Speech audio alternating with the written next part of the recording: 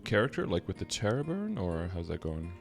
Yeah, so it was with the Terrorburn. I came back to the game about 2.5 weeks before the Destiny patch dropped, Mm-hmm. and I came to a pretty much fresh account. I had played on Reboot years ago and had a couple of characters in the like mid 140s and whatever. Mm-hmm. So I decided I was gonna just work on building up some Legion and some Link skill stuff while I was waiting for the Destiny update. Mm-hmm. Went full send on going for the Ice Lightning, and that's what I'm working on.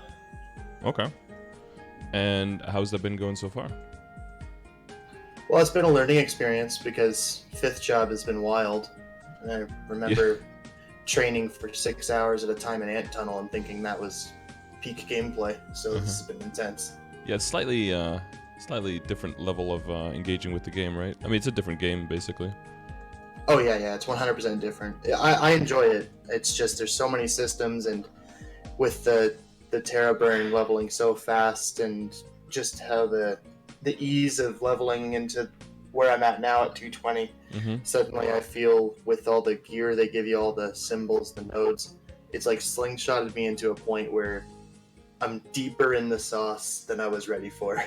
Yeah, and this is kind of something I try to warn new people of. Of course, like a Terrorburn feels like, oh, they want you, you know, they're trying to help you out and give you a lot of free stuff. But in reality, they're just trying to get you to a point where you feel like there's so much to do that you can't really, the value of everything you're missing out if you're not actively participating is too high. So then they try to get you to the point where you start playing the game a lot immediately, right? So you don't even have the chance to be bored or the chance to not have anything to do.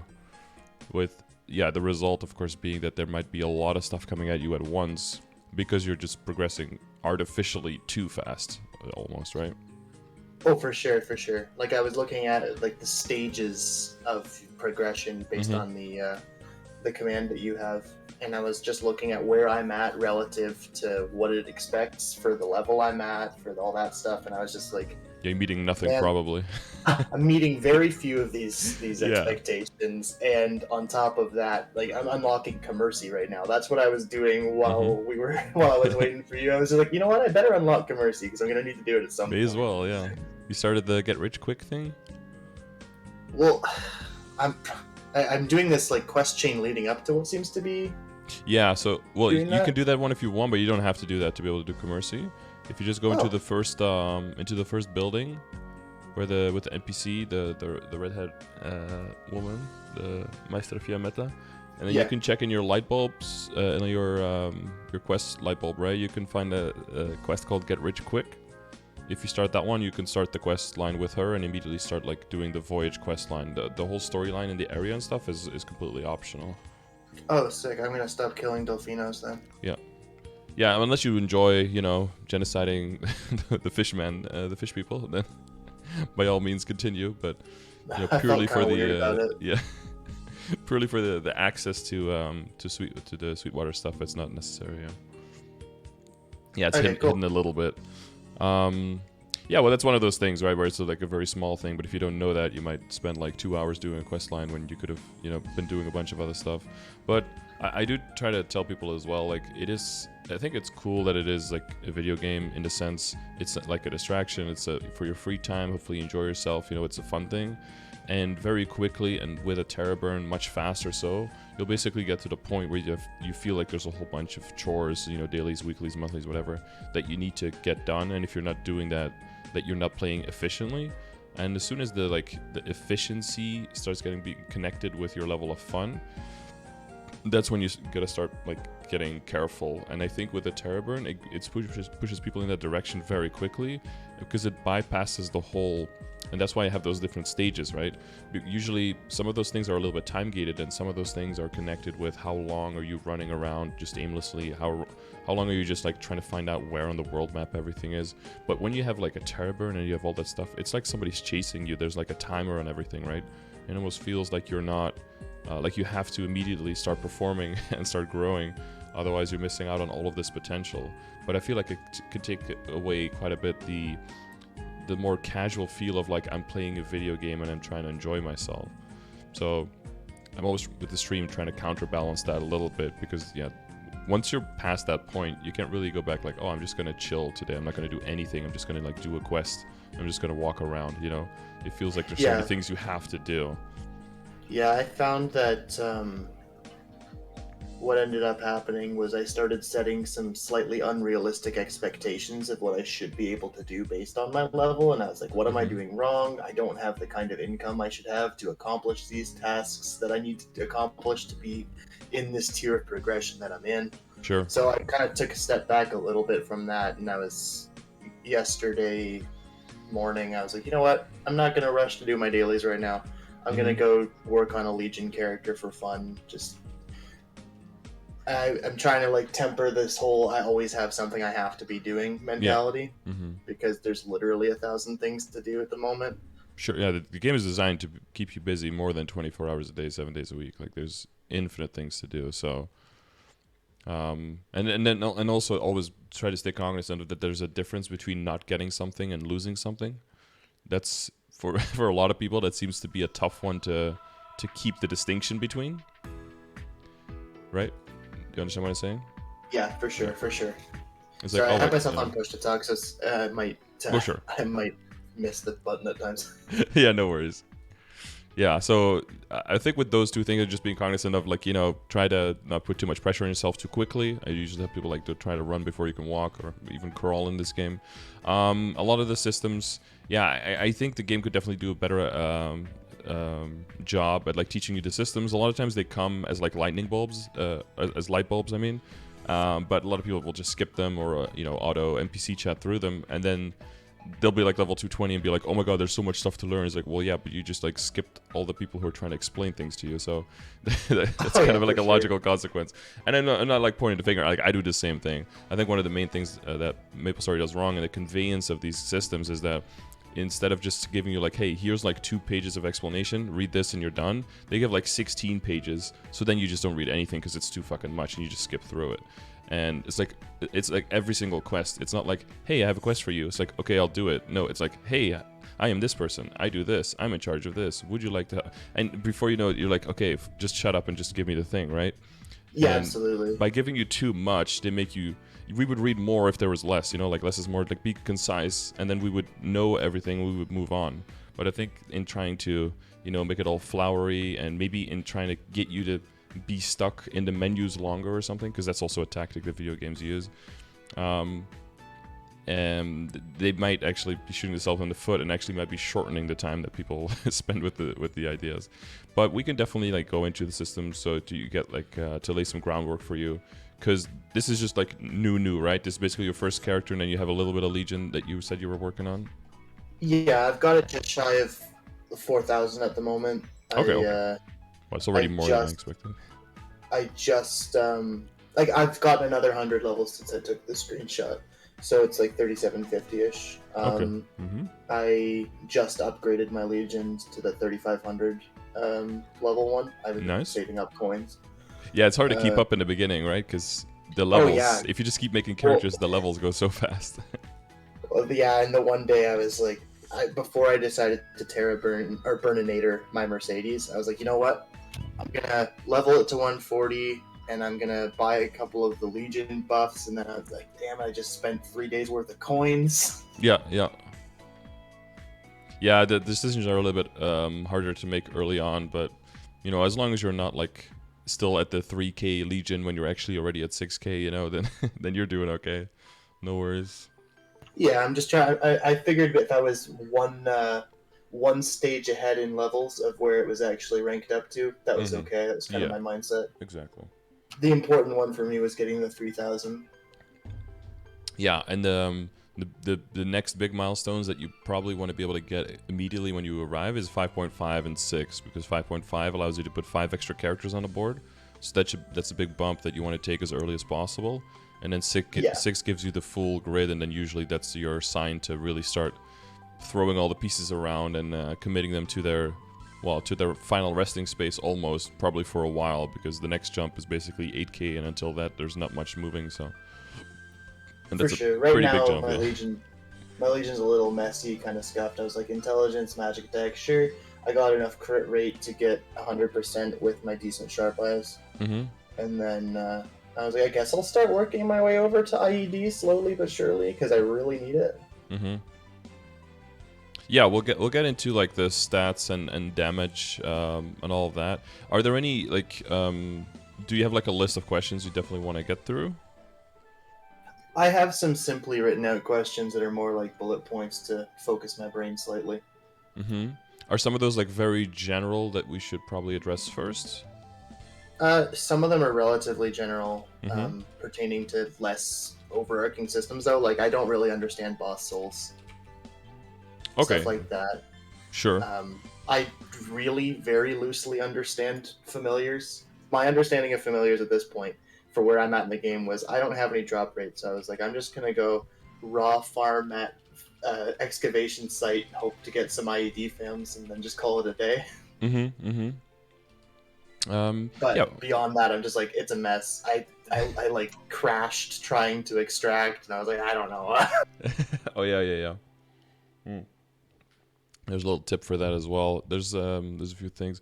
Okay, so weapon souls I can explain pretty quickly. Weapon souls is just like one way to slightly improve how good your weapon is.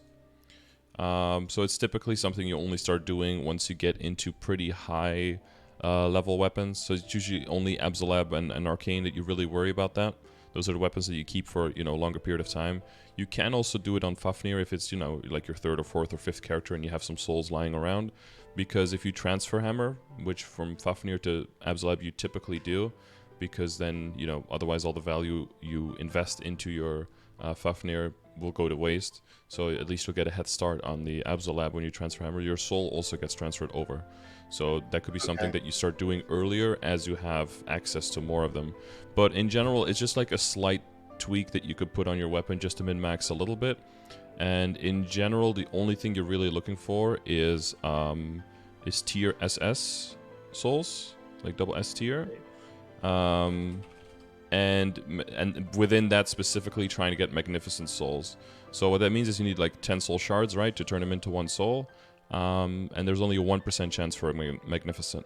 So that means that you typically just hold on. Okay. Yeah, so you typically just hold on to them because that's 1,000 souls on average, right, which is kind of ridiculous. To get one magnificent and then magnificent, and then within magnificent there's RNG again. When you apply to it, there's like a list of I think 7 stats or something that can randomly apply, and a bunch of those you probably don't want. So, you know, that already shows you that this is like a long later term system that you don't really need to worry too much about.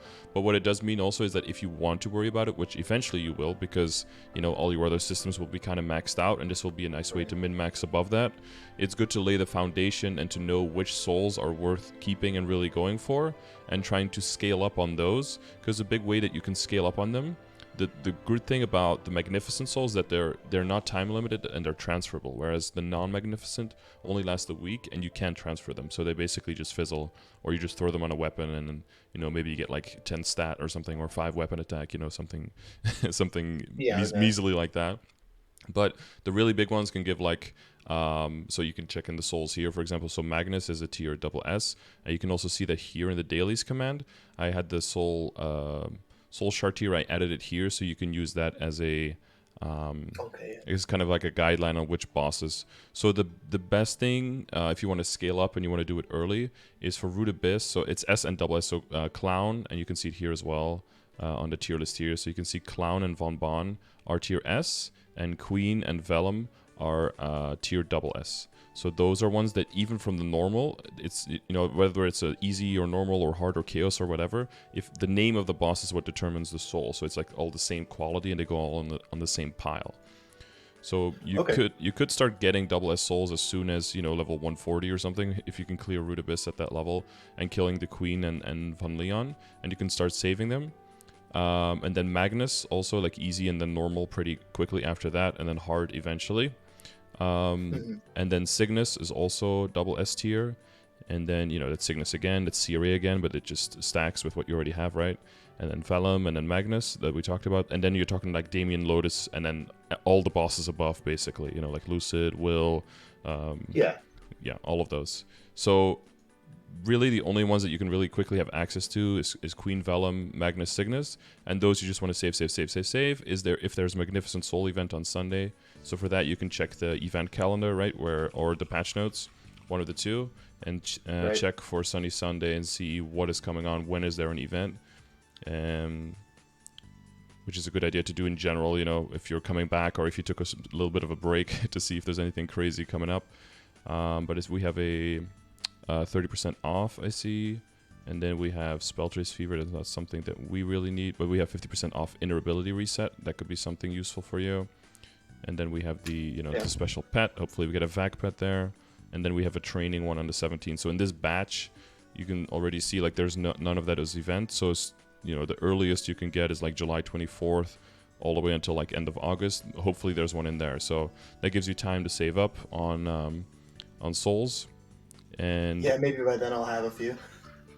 Yeah, but most likely you're not going to get Magnificence, right? Because even during the event, it's 5 times the chance, which means it's still, you know, 1 in 200 shards on average, right? So like 1 in 20. Sure. So that's still pretty shitty rates. And then what most likely will happen is that like Arcarium drops a lot of souls, for example, and Von Bon and Pierre, you probably get one of those, which again is not horrible, and you can use it temporarily. You can always override a soul with another one if you want to. You can even go to an NPC and specifically remove the soul and just make it empty again if you want to. But, you know, there's no downside to having a soul, even if it's one you not use. The second part of the soul, besides those stats, so let me show you those stats, right? So you can see the base stats if it's not Magnificent is like 24 strength, it's like 24 stat, there's a little bit of weapon attack in there, HP. But if it's Magnificent, you can see it gives one of these. So weapon attack plus 3%, magic attack plus 3%, all stat plus 5%, HP 2000, 12 critical rate, 7 IED, 7 boss, or all skill levels plus 2. Yeah. Last one is, of course, complete garbage. Nobody even wants that. Not even... Maybe Beasthamers at this point because they got more skill points, but but only that. HP 2000, even for Demon Avenger, is absolute garbage. But all the other ones are pretty decent, right? So there's a pretty good chance of getting something nice. So yeah, that's something you can start scaling up on. And but it's mostly like a later term thing. If you really want to min-max, you can do some weird shit like fill up the magic book. A lot of times, every time I do this during an event, people are like, what is that? So if you open up the Soul Collector window, you can go to the Murgoth Soul Collector book here, and you can put the non-magnificent souls you have. Well, you can put all the souls, one of each, into the book. And if you fill out the entire page, you unlock the hidden level 2 link skill. And if you have this specific skills, or soul, so if I had a Cygnus soul in my weapon, it would get an empowered effect. So for the skill for Cygnus, for example, is a summon, and that summon would deal more damage basically. And you can do it you could do that for all. For some crazy ones like Mugong, for example, he gives like 30% attack for 10 seconds. But if you level him up, and this, as you see, this guy doesn't have a Magnificent, so it's in that sense easier to fill, but also his souls are incredibly hard to come by, so it's still really, really difficult. But if you get his level 2, it actually lasts for 20 seconds. It lasts twice as long, which of course for 30% attack buff that also stacks with like Oz rings and stuff that you probably don't even know about, allows you to do crazy amount of burst damage.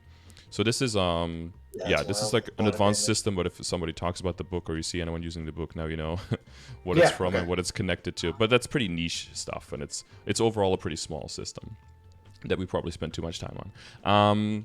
And then for familiars, sorry, double check. That all makes sense for you? Oh yeah, I totally get it. Okay, so for familiars, I have this one.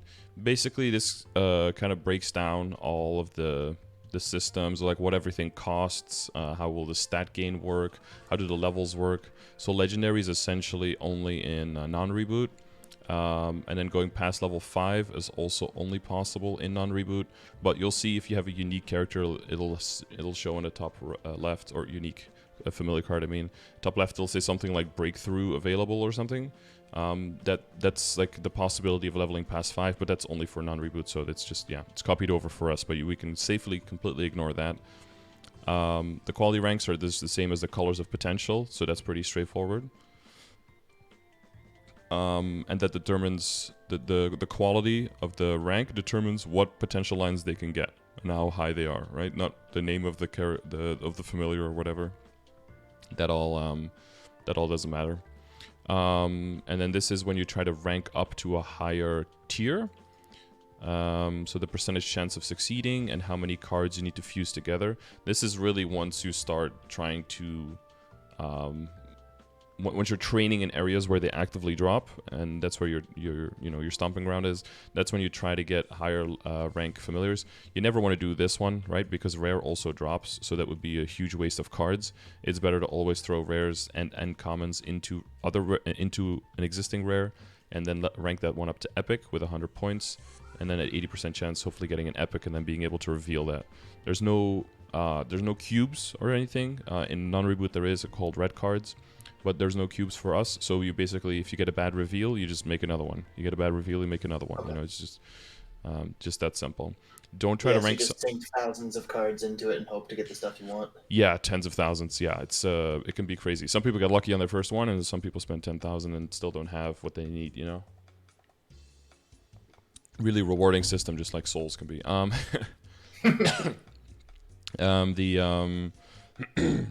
the main thing is, like, until you get to the point where you're training in an area where they actively drop, basically until you start training in like Asphera 235 or beyond, or in Moonbridge and 245 and beyond, until that point, the main advice that I have is to just funnel all of the familiar cards you get with your whole account when you're working on Legion. Just funnel them all into one character and open them all up there. And if you get what you want, you lock that one in, you hold it. Maybe you can also rename it so you can find them more easily once you have a lot of them. And but past that point, you want to you just extract them for the points, so you can spend those points in the familiar shop, which we'll get to in a little bit. So here it says how many points you get per rarity. So you see 1, 2, 3, 4, 5. So 1 and 2, they just drop. That makes sense. Epic Familiar, so that's the one that you spent 100 rank up points at 80% chance to rank up at, and that's worth 1 point more than a rare familiar, right? So you get getting absolutely shafted on the on the value there. And even a legendary is only worth 5 points, which just makes no sense. For potential, so that's just revealing the potential. We'll get to the list and the possibilities later.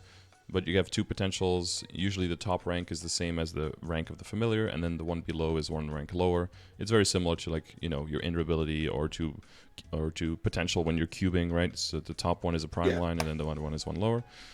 Summoning familiars, you have your button. Are you familiar with the summon gauge and how that works? Yeah. Yes. Yeah, so the more defense, right? The more defense between your familiars, the slower the gauge will deplete. So you want to get them leveled up, and you want to pick the characters with the highest defense to make use of your valuable lines as long as possible. And then you can buy the familiar essence in the shop for 50% replenish. Wouldn't do that too often because you'll, unless you're playing a lot, of course, but then you should also have enough familiars as a result. But usually keep these for like a, for like a rainy day fund.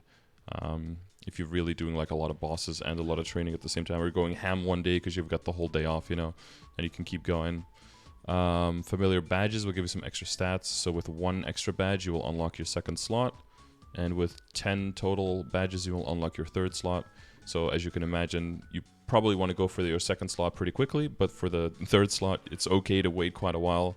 And I would say it's also typically around that same time when you start really training, like at 245, Yeah, I got my first badge, but I was looking at the requirements to get the 3rd slot, and it didn't seem feasible, really. Yeah, no, it isn't. And it might be, but you will spend disproportionately so much time, basically wasting so much time to get it. It's just not worth to do it yet.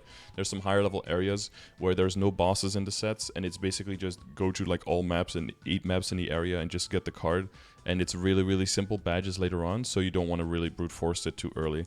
Plus, you don't really need it. You have 2 slots, and you get 2 15% ID familiars, and then you're golden. It's really once you start like trying to, because in order to rank up the familiars, you also have to level them, which means you have to have them summoned while you're killing monsters near your level. That way they get EXP, and then that combined with fusing the same types of card in, they have to be maxed on both, so level 5 and full 100% fusion fullness. And then you can attempt to rank them up. If it fails, you lose 50% of the fullness, and you have to throw more cards in it, but the level stays the same. So then immediately you can try again. But if you're trying to make a bunch of epic cards and stuff, it's really important that you, because you're going to make a lot of cards, right? Hopefully by that time you'll have drop rate gear and all that stuff, and we'll get into that. but that you have one slot where you can still use a drop rate familiar, so you can get more cards and get more drops and etc. And use the second and the third slot then hopefully to be able to level 2 cards at once instead of just one at a time. And that'll help you scale up on revealing more because, you know, as you can probably already tell, it's going to be a rough rough fight. And if you can double up your speed, of course, with the 10 badges, that would be very nice. So usually around 245 or maybe at 250, it'll be a good time to start working on those badges. And then, you know, you can min-max them in endgame on which stats exactly you want on them. That's not that important early on. So familiar shop, basically you'll just look at the essence and the booster packs. If you're getting a lot of cards from Legion early on and you're getting them all into one character, you're just revealing them, they're shit, you extract them again, right? Because you can't fuse if they're all different types of cards. They have to be the same kind of monster to be able to fuse. You'll end up with a bunch of points, and then you definitely want to keep a little bit of a buffer for familiar essence. But if you have quite a lot, you have like 3,000-4,000 or something, then you can definitely buy a booster pack as well. It's got a decent chance of getting an epic, but most of the time you'll just get, you know, commons and rares. But it also has a pretty good chance of getting some more rare familiar cards that you would otherwise might be borderline impossible to get. And they might unlock like whole badges by themselves, you know. Sometimes a badge is really just like 6 super easy monsters or like 10 super easy monsters and then one that's just impossible to get. But if you get that impossible one in a booster pack, well, now you basically got the set for free, right? So then that can help you get those 10 badges a little bit earlier. The other suspicious familiar you can just completely ignore. Familiar points. Yeah, this is just extracting, like how much you get for extracting. So as you can see, you know, 10 for common, 15 for rare, 30 for epic, 40. The scaling is horrible on these things. So you're basically just going to be extracting those top 2. So the advice, yeah, so transfer the cards, right? Open them all up. Look for any kind of drop rate in IED. Even drop rate small amount will help, but drop rate from epic is usually, from rare is the one that you're looking for. And then IED % from common or from rare. And everything else is basically just doo-doo, so you can just get rid of them. Yeah, so, you know, hold a little bit for essences.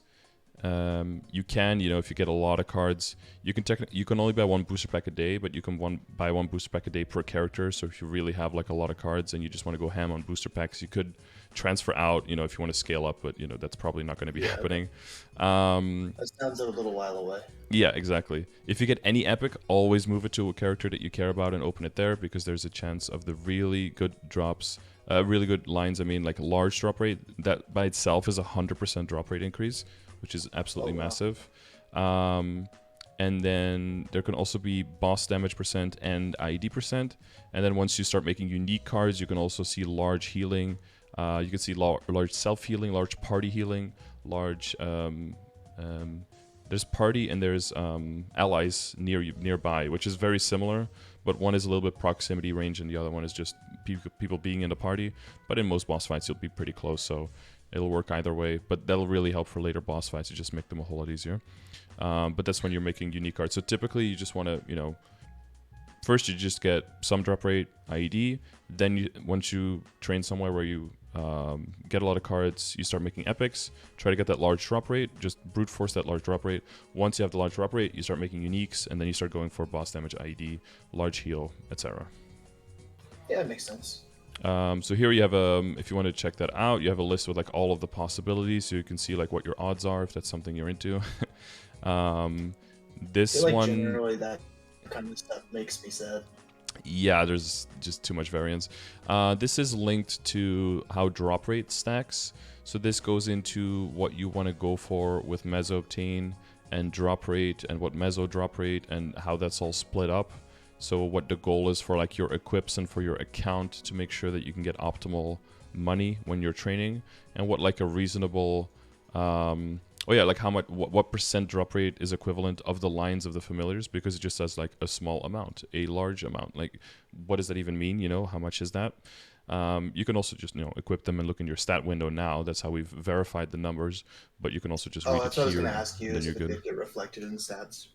Yeah, it should show up in the stats. Yeah, one thing that won't show up is if you have like increases Meso drop rate, because that's only for Meso, so that won't show up in your drop rate, because it doesn't apply to all items. But then item drop rate does for familiars, even though technically that doesn't apply to Meso drop rate either. So it's not, extremely consistent. So when it comes to everything in the game except for familiars, if it says item drop rate, it increases the drop rate of all items, and that includes meso bags. But for familiars, they're split. It's one or the other. And if they mention both, then it's both. But if they only mention one, it's only that one. And it's really important to know because there is not a base drop rate of 100% for a monster to drop a bag of money, right? There's only a 60% chance for a monster to drop a bag by itself. So you need to increase your drop rate by 66.67%, or some people say 3 lines of drop and then maybe holy symbol. Some people will say 4 lines just to be safe. Some people will say, if you have 2 lines and you have holy symbol and you have something in your inner ability, it's probably fine too. But it's good to know that and it's basically like crit rate and crit damage, right? Like if you increase your crit damage but not your crit rate, you're not really efficiently increasing your damage, right? Because not every hit is going to be a crit. Yeah. Same thing here. If you increase your meso obtain, like how much is in a bag, but you don't increase your meso drop rate, then you're not increasing as efficiently as you would want to, because you'll get bigger bags, but not everything will drop a bag. So you have to increase both of them to make it make sense. Yeah, okay. So ideally the advice is to have, because you can have 9 accessories that can have these lines. Typically you want to have 4 with item drop rate and 5 with meso obtain. And the reason is that you can only get 100% meso obtain from your equips max. It just doesn't go above that. So we want to max that one out and then add as much drop rate as we can. That max drop rate will help you get to this amount, but we also go a little bit over because you'll want extra drop for things like node stones, right? And droplets later on, which are highly valuable items. Node stones, just probably the most valuable item in this entire game, and very hard to come across really early in the game. So that is why, that we would go a little bit over on the drop rate, and that's typically advised. But that's all mentioned here. I'm pretty sure I've only raw looted like 10 to 15 node stones so far. Yeah, and that's fine, early on.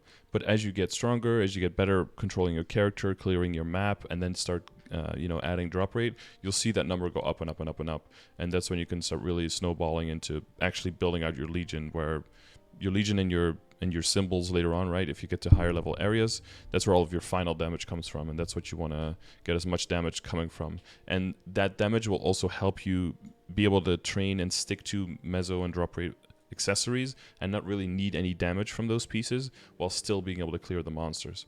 And that'll help you make money faster and get to upgrade all of the stuff in your account faster, and as a result get you to the finish line of being able to kill bosses faster because you were able to make money faster to get there, So it's kind of that makes sense. Yeah, it's kind of a side investment to increase your passive income, and then you can capitalize on big events like the Star Force events that we talk about. Yeah, I mean, this first round of like events for things like Star Forcing or for like Miracle Cubes and stuff like that, I will not have the kind of money to really maximize on that stuff, but like on this go around, but I'm not too worried about that. No, exactly. That's good. You want to make sure that you're not feeling bad that you can't jump on every event, because events are for some people and not for every person. Not everyone can capitalize on them, and that's fine. And sometimes it's a good idea to just skip an event and then be absolutely sure that you can take maximum advantage of the next one. Rather than trying to, desperately cling on to both and then kind of, get fucked on both events. It could be pretty easy to go in with not enough money and then leave yourself worse off than you started, I can imagine. I was going to say no gains, but it's even possible to end up worse off, The way you always want to see it, like, it's better to have 1 bill for 1 event than to have 500 mil for 2 events, because the chance that 500 mil doesn't give you any gains twice is higher than 1 bill doesn't give you any gains once, right? Mm-hmm. And of course, it depends on how patient you are, how risk averse you are. But I get the sense that you're quite more on the side of the patience, so that's that will help It you. depends. Well, okay. It depends. I will say that I'm patient until in this case, like I said, I needed to set some realistic expectations because I was looking at like how seemingly far behind I was to where I should be at. Yeah. And then I was like, oh no. So then I was like, what am I doing wrong? I was getting a little bit impatient. I wasted a couple 100 mil on cubes, and I was like, okay, settle down. Yeah, for me, it's usually if there's been a long time since I've been able to upgrade, sometimes I have to just like scratch the itch and I just go into Cash Up and buy some cubes and just throw them on something just to keep the monster at bay, you know? So I can, Oh yeah, for sure. because And I was like, yeah, I could spend a I was few like, bill and be like, okay, cool, but as long as I keep the brunt of my money and then spend it in the right place at the right time, then that's a good thing. yeah, that makes sense. I was like 5 to 10% away from being able to one-shot mobs in Yum Mm-hmm. Yum. So I was like, okay, if we just get a little bit of gains here, Yeah. maybe we can get to that point where we're one-shotting, and then maybe I can totem farm here more effectively. Yeah. Because Yeah. Latchland, there's no way I'm one-shotting there anytime super soon yet. Mm-hmm. So, Are but you? then yeah, of Are, course, I actually made my secondary worse than it was. So yeah, that's not great. um. Yeah, and so here are the badges for Legion. Not for Legion. Someone type Legion in the chat for familiars, so you can see like which ones are like high tier, easy to get, and which ones are a little bit harder to get. yeah, I went and got the starter badge. I have to tell you, it felt really weird hitting green snails for millions of damage. Yeah, that's it always feels weird because usually when you hit those, you're doing like double or triple digit, and then yeah, overkilling just ever so slightly. Yeah. So yeah, if you need any of that stuff, that's under !familiars. Cool. That Okay, clears great. everything up. Yeah, familiars are much clearer now. I just Okay. thought there was something I really wasn't getting. Like I understood a lot of what you were just talking about, but I was like, something here doesn't make sense to me. I feel like I'm not maximizing how to utilize this system. It Mm-hmm. turns out it's not as deep as I thought it was. It's more so just a really bad numbers game. Yeah, a lot of it is. It's mostly just if you can get anything early, you're good, and then just once you're really far into the game, like welcome to the abyss, you know, like just the endless suffering, or super lucky and get out quickly. But Yeah, yeah, and it's a little bit of a problem as well because the areas above level 260, like the Cernium areas where you have to get a new version of damage. So now you have the arcane power, right? And once you do bosses that don't have arcane power on them, you'll notice your damage go lower again. You're like, huh, what's going on? But it's because you're not getting that bonus damage from arcane power like you are when you're training or when you're right. doing certain other bosses. And in Cernium, the system is just so much less forgiving. You take way more damage without it. You only deal a little bit more extra damage with it. The intervals are wider, and the symbols level up much slower. And the dailies give way fewer symbols, and they cost way more to upgrade. So the whole system is just way less forgiving in that sense. So you have to kind of start back from scratch. But the second thing that makes it a little bit unforgiving is that familiars don't drop there at all. Okay, that makes sense. So a lot of people will stay in areas like Limina, like the highest level area with arcane power, and with good maps to train in and stuff, and they'll stay there quite long, just so they can build up on familiars. Maybe finally get some bossing familiars, get some IED familiars, whatever they need, get more healing familiars, so that they can. Once they have that, they'll feel like they can leave. Plus, they need time to build up the sacred power in Cernium anyway by just doing the dailies, because the symbols also don't drop from monsters there, which they do in ever so so little, but at least they do a little bit in the Arcane River area. So that whole Yeah. system makes people kind of bottleneck into Limina and stay there longer. That added with what we had with Kana farmers also being in those areas made the whole area just completely bloated with people. And that's generally not a great, not a great concept for the game. So it's good that some of the stuff has been alleviated, but there's still a bit of a bottleneck there that needs to be addressed. Yeah, that makes sense. I mean, if that's where people can milk the most efficiency out of, Yeah. getting familiars while gaining experience while making money, it makes sense that they would stay there. Yeah, exactly. Okay, so you're good on souls, familiars. That's all clean. Yep, Clear. that's Clear and perfectly clean. good. Okay. Yeah. So the second thing I think would be good to make clear to you, or the third thing I guess, but like a really big underlying thing is like where does damage come from? In a sense, hopefully, kind of clarifying what do you intuitively want to prioritize if you were given options on what to choose. Because that might be something, because in essence a lot of stuff is just working and everything is giving you damage, but stuff multiplies differently, stuff adds differently, stuff scales differently, and things have different amounts of you have different amounts of access to things, right? It just doesn't For example, like boss damage can come from familiars, but if we're talking like, for example, what is something like buff duration or something that cannot come from familiars, right? So then when you see a source that can give you something, and you know for your character, what do I need? That can give you an indication on, I need to prioritize A over B here because I don't have access to A from this other source. So this will be comparatively more valuable for me from this source of stats, right? And if you're just coming into the game, it's not really intuitive because you don't know what everything can get. Like I show you the list of familiars, so that now you have like something to start with, right? You can see what you can get there, and we talked it through. But when it comes to like the potential of every single item, like how big can your legion get? What do you have access there? Like your hyper stats, your legion, your links, like all of these systems are also interacting, and they're asking you to optimize holistically within all of these things, but you don't really know where all of it is coming from, or how high you can realistically go in these things. So hopefully I can kind of clarify that in general, and that will help you just intuitively be in a spot where you can make better decisions for what to prioritize. Yeah, it seems really easy to be slightly out of focus on where your efforts would be best served, especially earlier on where everything is like, nothing is extremely cost prohibitive to like try to make a little bit better. So it's not like I have one thing that's costing billions to get a gain on. Yeah. It's everything's kind of equal at this point, so it's a little hard to see what's the most valuable.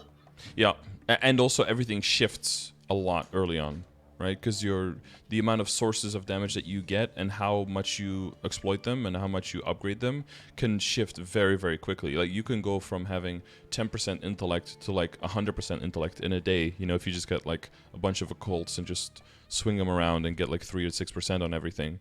Well, suddenly the value of percentage damage changed.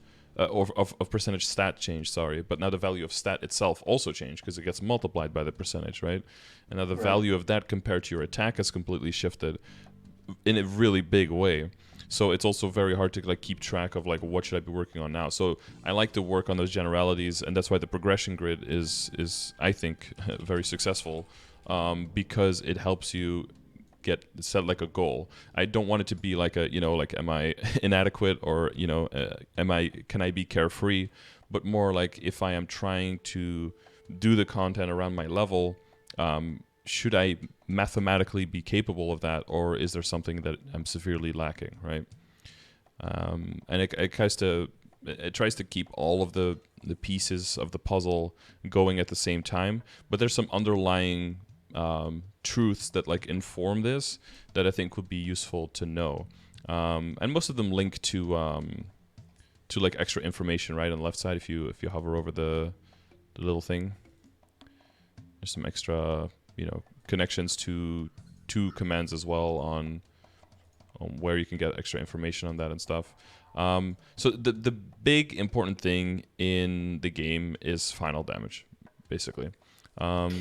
Yeah, it gets used in two different ways. Sometimes people will say, oh, I gained 3% final damage. What they mean, and I'm trying to get this into rotation. I hope maybe in a year we'll hear this. But what they kind of mean is I gained 3% total damage, which final damage would gain you 3% final damage from a new source is the same as 3% total damage, but if you look at the final damage stat in your window, if that goes up by 3%, you're not gaining 3% final damage, because that's like the difference between a percentage point and a percentage. Does that make sense? Yeah, no, I understand what you're saying. Yeah, because if you gain 3% final damage on this character where you already have 140, you would gain like 4.2% final damage, right? So it would go to 144.2, but that would be the same as gaining 3% final damage compared to your current situation. But if you look at final damage in your stat window, you're actually gaining 4.2. So that's why I'm trying to kind of move people away from saying final damage as in like this is how much I gained. Or if a skill goes up from 10%, giving you 10% already to 15%, you're not gaining 5% final damage, but you're gaining 5% point final damage. It seems like you're being really pedantic, but it's really just a matter of being right or wrong there. Yeah. Because otherwise you might come out cheating. Because if you're using final damage in one way in one case and in another way in the other one, and you think like, oh, this number is bigger, so therefore it's better, you might actually end up getting cheated because some classes are running around with 800% final damage, for example, during their burst. And then if you're off by a few percent, you're actually off by a whole lot. And you are one of the classes where your final damage will get really, really high because of Infinity, right? Infinity, yeah. Yeah. Yeah, it skyrockets. Yeah. And so when you're looking at Infinity and you're looking at final damage, the one thing that's actually really important for you, do you know? But wait, sorry. Do you know how? Yeah, exactly, right? Because of how Infinity works, it keeps increasing the longer the buff lasts, right? So that's why buff duration is insanely important. I want to get that 38% line in my second line of my legendary ability. Mm-hmm. And where else can you get a lot of buff duration? Can you get it from familiars? No, you cannot get it from familiars. But we talked about it a little bit earlier. Sure. You were talking about going towards IED, but like your Legion board on the bottom left. Oh, right. Yes. Also has buff duration there. So when it ever comes to the situation where you are not in GMS, TMS has like 100% buff duration familiars or some dumb shit like that. Apparently they have like 80% final damage and 100% buff duration ones, and you can just like use the 100% buff duration, tap Infinity, switch to the final damage ones, and then just you could already imagine how much final damage you end up with at the end of your burst. Yeah, it's absolutely nuts. But so when it comes to the Legion grid, and especially once you start building outwards, how things scale and what you get access to, really quickly you'll kind of start divesting from the middle where the intellect and the magic attack is, and you'll basically just use it as connectors of the outsides because those numbers will scale way better. Excuse me, typically earlier on, because a lot of those stats tend to come from link skills, right? Critical damage, critical rate, ignore defense, boss damage, a lot of that comes from link skills or from potential slots that are very, very valuable already. So the sooner you can get to the outside of the grid for a lot of it, the sooner you want to, because they'll be disproportionately more valuable, because all of the int and magic attack, a lot of that stuff is going to come from your equips already and come from the scaling on that. Yeah, so you're getting towards that point, especially once you get to 4K and you really get an even bigger Legion, that you almost want to have like nothing in the middle anymore. It's just there to connect the outsides, basically. And then once you go past 6K and you go into 8K, then you can start filling up the middle again, basically. Yeah, I've already gotten to the point where I was beginning to think that, like, while 15 magic attack still does increase my damage by, like, a decent amount right now, it already doesn't feel like it's as big of a deal as it did. Yeah, because your weapon's base magic attack is also very high, right? So as a mage, very quickly you start getting a lot of magic attack, which means you get some diminishing returns on your magic attack a little bit more quickly. Once you start star forcing the high amounts, like I can give you the example, right, of my Demon Avenger, who's almost dead here, but like my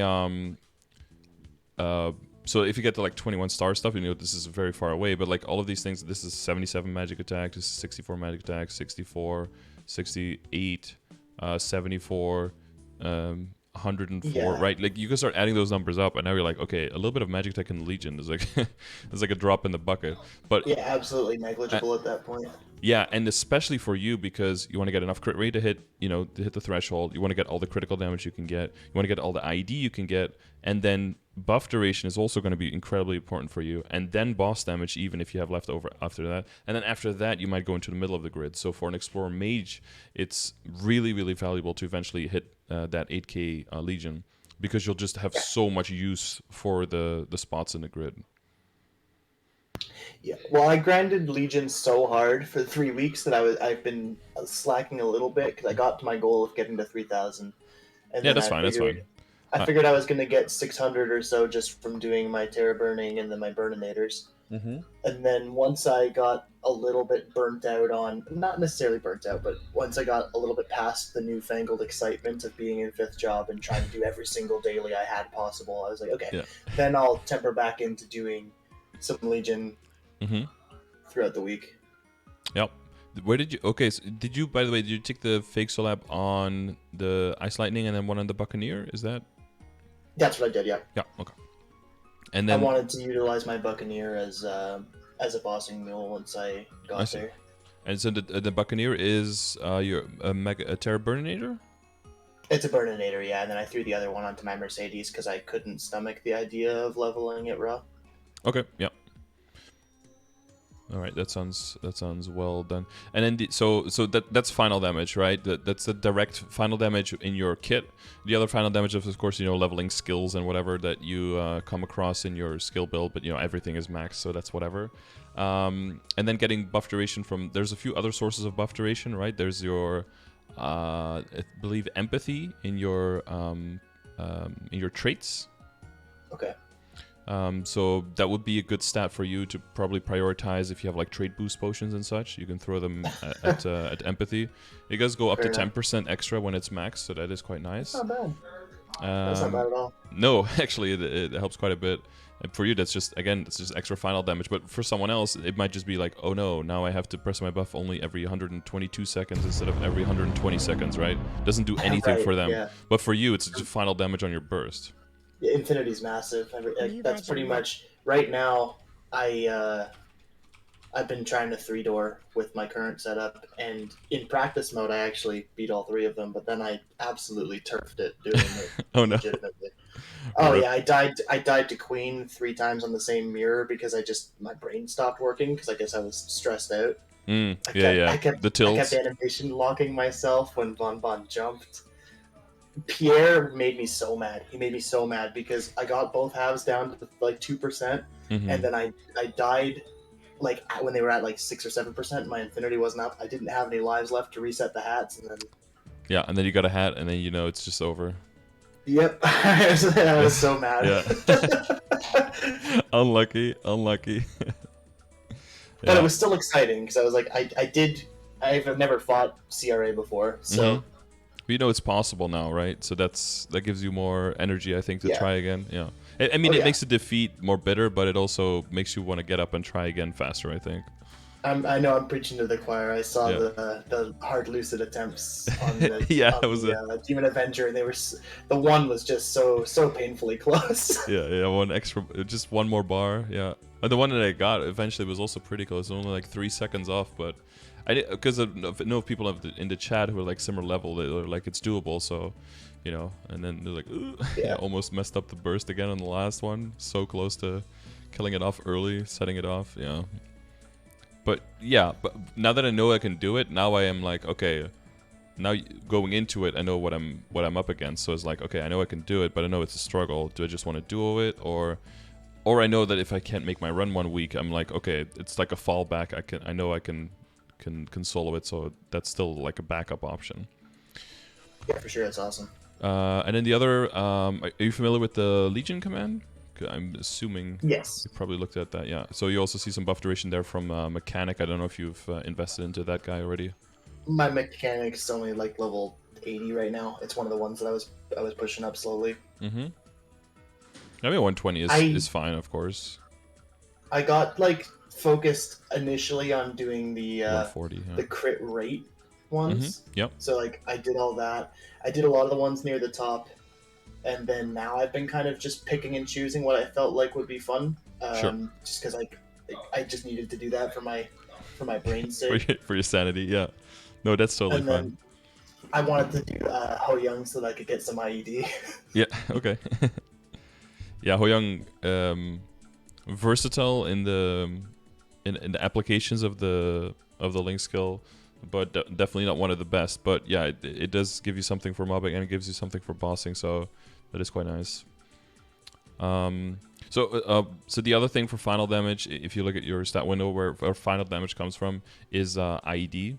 As weird as it is, when it comes to bossing, that is the thing that gives you IED. So are you familiar how it works with like boss armor and IED and how the scaling works?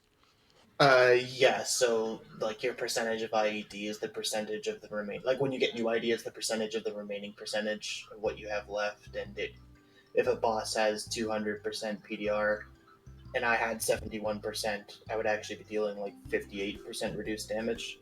Yep, exactly. So that also shows you like how much more damage you could be doing. It's actually increased final damage, right? Because the clump that you're adding damage to is smaller. So like if you're adding 10% of damage output, you're not adding 10% final damage, but you're going maybe from like doing 60% of your damage to 70%. So it means you're actually adding 1/6, which is closer to 16% of your final damage that you're actually adding, right? Right. So you get like IED is just, when you're mobbing, it's completely unimportant, and when you're bossing, it's like the most important thing that there is. It's really night and day, and that's another reason why we have hyperstat setups, so that you can have one specifically for mobbing and one specifically for bossing, because they're just so disparate in what they need to prioritize. One wants experience, one wants normal monster damage, the other one wants absolutely none of that, the other one wants all of the boss damage and all of the IED. So that's usually the main stat where you split up on. And then the third thing that's kind of final damage is your critical damage. Critical damage is basically a stat that also, like, quote-unquote, gives final damage, but only on critical hits. So that's why critical rate is so important, because if all your hits aren't critical rate, your total damage just falls by so much. But critical damage has the one difference where instead of the same as final damage, where final damage is multiplicative, right, and always scales linearly, critical damage is additive, so it doesn't scale as well once you get into the higher, like above 100% and stuff. But most classes don't have to worry about that. There's only like 5 or well, it's like all the archers, as far as I know, all the archers and cadenas and maybe hayatos, because their damage works like in a really weird way. They've got a passive that's supposed to give them final damage as based on how much defense they have, but I believe it is. So it's supposed to be final damage. I believe it shows up as percentage damage, but it's calculated as critical damage or something. So it's like really, okay. That's funky. It's nice and non-KMS content, and it's something like that. I might be off, but you have to like kind of know how the damage is actually calculated to know, even if your stat window says something else. So yeah, you have to know how it's applied to make sure that you're efficiently applying your damage, right? So that's why those stats are just really important. That's why the Legion and Link skill is built up like that. That's why if you go into hyper stats, you take the same priority. That's why when you're building your Legion board, you take the same stats with the same priority. And as you do that, you'll start to see certain things like, okay, it makes a lot of sense not to have hyper stats where, like your IED is at 14 and your critical damage is at 1. There's probably something going wrong there, right? Because that's right. like a huge imbalance. And that is sometimes an imbalance that you can correct by moving some stuff in your Legion board, for example. Well, maybe moving there out of like 3 critical damage and moving into 6 IED instead might make a lot more sense for your Legion board. And then you take a lot of pressure off of your hyperstats and you can divide those more evenly. And as you play around with that more, you'll see the numbers switch, and it'll start making more sense. I don't see anything weird in the hyperstats, though. In general, don't go too high on the intellect and the magic attack. Even though they're nice, they're usually just like leftover stats where you put a few in when you have like a few points left. But for example, like your int in your hyperstats does not get multiplied by percentage. It's like a flat amount that you get. So it's not as efficient as you think. So you would never want your intellect to be higher than your critical damage, for example. Especially not if you're at 31% critical damage, right? Because the base, if you had a crit, the base percentage that you get is somewhere between 30 and 50% extra. So it's like 40 on average, right? So you have right now 71% extra final damage, quote unquote, on a critical hit.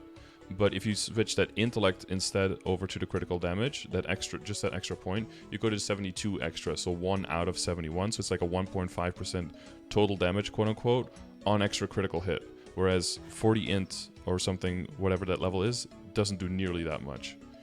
No, that makes perfect sense. Yeah. That's honestly a combination of like old Maple brain blending with what I know better now. Like I know that the range number doesn't matter very much in the grand scheme of things, but like exactly. Also, I think after I saw my cubing session fail, I remember I was just like I needed some kind of dopamine, so I was like, let me just bump up my range a little. Yeah, I mean, if you need to bump up your range, just press infinity and go AFK, right? Yeah, literally. just watch it go to the moon, yeah. And then the end of infinity and just go, you go Sag. Yeah, I can't even believe it how much infinity, like, it more than doubles that number, which is just wild.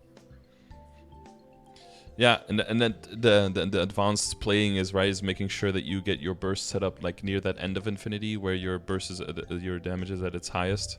Make sure that all of that damage gets to apply and everything. Right. That's the fun part. Sometimes doing like kind of 2 mini bursts within one infinity to try to fit it all in there. Timing your bind correctly, and then if you miss your bind, then your infinity's gone. It's a pretty high stakes, but if you get it right, then a lot of damage. Well, that's pretty funny. That's a case of read your abilities, Dumbo. I didn't realize that Infinity got stronger as it went on. Yeah, well, that's why the buff duration is so good, because it helps you get that final 10 seconds of Infinity. It puts them later, but it makes them that much stronger. So if you combine your burst with that last part of Infinity, that allows your whole burst to get more efficiency out of it. But you have to know, basically what you want to do is you just want to press Infinity with your situation and look how long it lasts, you know? Just like time it. And then based on the timing, you have to realize like, okay, that means I can use these two skills like 10 seconds into my Infinity, and then I can use them again at the end of the Infinity. And it means that once I get it to like the last 20 seconds, I want to look for a bind. I want to prep like 1 or 2 skills, you know, that will trigger. I want to put some summons down, and then like as soon as Vellum pops up, you know, and he's standing in those summons, then bind him, and then, you know, to throw everything that you have at his head, and then hopefully that you can get it all done at the final part of Infinity, where that damage is so close to like being double or over double. Because the sooner in your burst you do it, the lower the efficiency of your burst. That makes a lot of sense, because somebody was explaining to me that Ice Lightning was like a little bit like tricky on the timing when you're bossing, like to get optimal use of your damage. And I was sitting there thinking to myself, I don't see why. Yeah. Now I get it. Well, yeah, so now you can imagine, like, with how much damage you've already been doing, if you add, like, all of that final damage from your burst on top of it, now something like Bursting Clown, right, gets tricky, of course, right? Because you're trying to get him to that split point, and then you're popping Infinity, and then hopefully it coincides with an opposite hat, and then you can bind him and burst him. So you might have to go a little bit early, you know, maybe your Infinity still has, like, 30 or 40 seconds, which isn't optimal, but, you know, there's, like, a 50-50 chance that the next one, where you do your optimal damage, if you miss that one, now you have to wait like 2 minutes or 3 minutes until Infinity is back, right? So that's which would be tragic. That could be that could be the gamble. So in the beginning you could be like, I can gamble it, but like if you fail that 2 or 3 times, which is very possible, well, now you're like 3 minutes left in the boss, and now it's kind of like all or never, and you really just have to send it, and then it can be suboptimal, and you know, maybe the Ifrit is still summoned and just heals the other guy up or something. You know, they like to do that. Oh, speaking of funny fail binding and whatnot, I binded or bound Von Bon in the wrong clock. That was fun. Oh, right, so the timer just completely sank with all of your damage. Yeah. Yeah, I was just watching the timer go down. I was like, well, that sucked. Yeah, whoops, yeah. Yeah, I've had those runs where you kind of just don't really pay attention to the clocks, and you look up and it's like, oh, why is there only 1 minute 30 left? Uh-oh. This is going a little bit faster than I intended, yeah. So in that way, you want to look at bossing, I guess, in general. I guess we just stumbled upon that.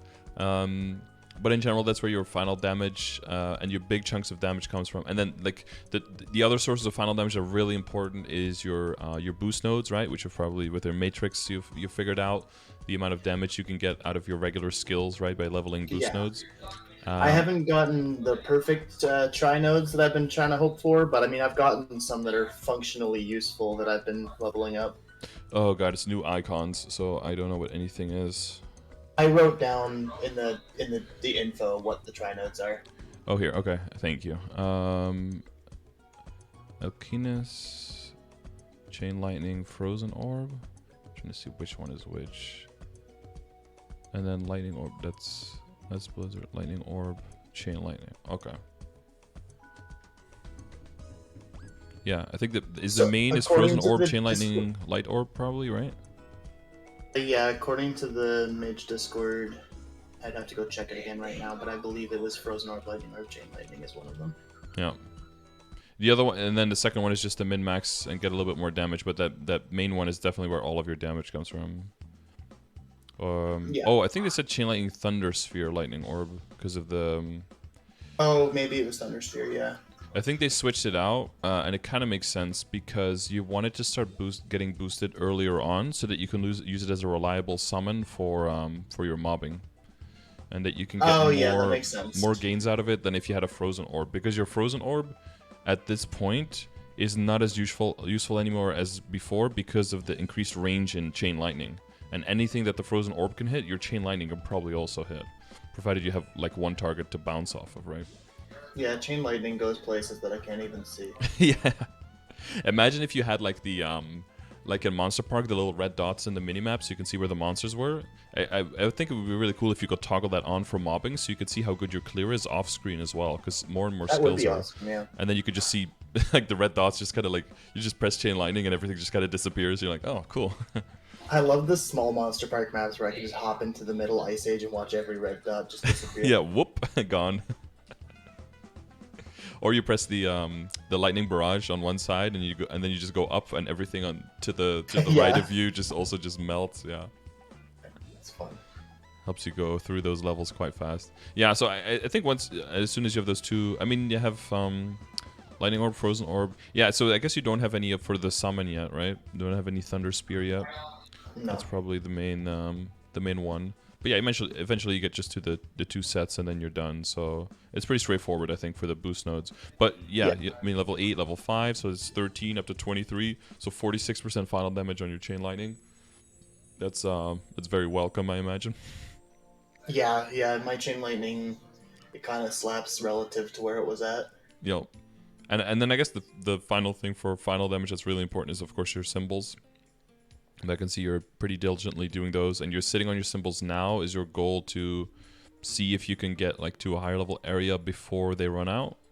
So actually my Vanishing Journey and Latchlin are at 7 and 6 now as of today.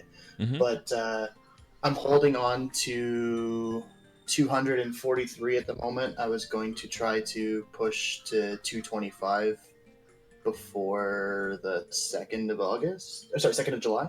Mm-hmm. And then I don't think I'm going to get to 230 by then, just because, like I said, for whatever reason, I don't know what I did to blow my back out like that. But sitting here grinding for many hours to make it happen, it hurts. Yeah. Likely. Okay. So it's like I might throw some into the 225 and then throw the rest into Latchlin, because the tower is nope for me. Yeah, it takes a while to build. Remember that the tower does count as boss monsters, so it's a good idea to load up on IED and boss damage and that kind of stuff. They don't have terrible amounts of PDR, so the IED isn't as important, but definitely all the boss damage and stuff you can do. No, I didn't blow my back out grinding. No. No. Ironically, it's way worse than that. I was standing there petting my cat, and all of a sudden I felt the twinge in my back, and then everything went down. We're like inverted L shape, like leaning over your cat. You always got to squat, man. Yeah. It was dumb, and then all of a sudden I couldn't stand, and I was like, "Oh, this is good. And your cat is like, "What are you doing, weirdo?" Yeah, literally, because now he follows me around. He wants me to pick him up and stuff. I'm like, dude, I cannot. Yeah, live with your. I think there's like a Family Guy episode. It's like what you really want to do is take your your joints completely out of the equation and lift completely with your lower back and your knees. Yeah. And he does like the worst position, and he pulls like 6 hernias at the same time and just folds over. Yeah. Kind of, but then while petting your cat, I guess. I just never felt so, I don't know, embarrassed. Like I was sitting there petting my cat, and I was like, "Oh, my back!" And everything is connected, so anything you do like pulls on it, right? Because your spine is just infused with everything. So whatever you do, you feel in it. Love it. Okay, so that's where all the damage comes. But hopefully that helps you see a little bit more. That makes a lot of sense. And I'm kind of a little bit on track here with V-Matrix. Like, I understand that it's not as complicated as I thought it was when I hit 200. Mm-hmm. I was like, where's my skill points? Oh, yeah. Yeah, you're leveling up all the slots, and you're leveling up the right things, I think. So that's all looking good. And then the one thing is with your inner ability. Inner ability can also get the buff duration, right? Like you mentioned. So, and then ideally the top line would be attack speed instead, so you can hit the highest rank of casting speed, and then, that'll help you get way more chain lightnings out, be way more mobile during the boss fights, but also be able to move around the maps faster, and hopefully get full map clear more reliably, which will see its result in your increase. So I forgot we had the inner ability discount coming, so I had like a bunch of honor XP saved up, and I was hoping to get like a line of buff duration somewhere, or luck out and maybe get the. Yeah. I ended up landing on boss damage with barely any rerolls left, and I was like, you know what? Yeah. Let's just sit on that for now. Yeah, that's like the best option in a bad situation. But you want to see your honor experience in a similar way that you see your money when it comes to like Star Force events and stuff. It's better to have like a mill to try to settle for. To aim for a keepable like long-term interoperability rather than to spend like 200k or 300k a few times, because then you're basically just setting your progress of getting to a really good interoperability just back by weeks or maybe months, depending on how many bosses you're doing and everything. So what I would say is that when it comes to stuff like event stores, if you have enough currency near the event, near the end of the event, definitely look into maybe also buying the honor medals in there, just to kind of replenish those amounts. Because early on, if you had like just a line of buff duration and nothing, or you have a line of meso obtain and nothing, for early on that's just better, because you're not going to be bossing as much disproportionately, and your boss damage is already looking quite nice.